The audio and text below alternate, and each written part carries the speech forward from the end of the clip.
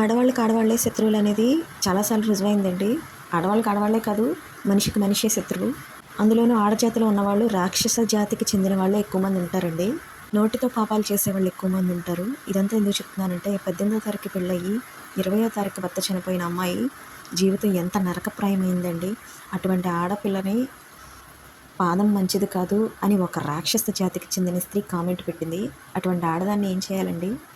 ఒంటి నిండా గాయాలతో ఉన్న మనిషిని మరొక 4 కత్తిపోట్లు పొడిస్తే ఎంత పాపమో. ఆల్రెడీ జీవితాన్ని కోల్పోయిన వాళ్ళు, దుఃఖంలో ఉన్న వాళ్ళని మనం బాధ పెట్టడం కూడా అంతే పాపమండి. భగవంతుడు మెచ్చడు. జాతకానికి అంత పవర్ ఉంటే దుర్యోధనుడు అతని ఆయుష్ కంటే ముందుగా ఎందుకు చనిపోయాడు? మార్కండేయుడు అల్పాయుష్కుడు, ఆయన ఆయుష్ కంటే ఎక్కువ కాలం ఎలా బ్రతికాడు? గ్రహాలు మనల్ని శాసిస్తాయండి.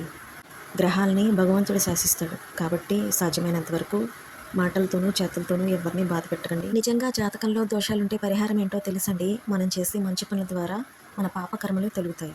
ఇది మీరు నమ్మినా నమ్మకపోయినా నిజమిది.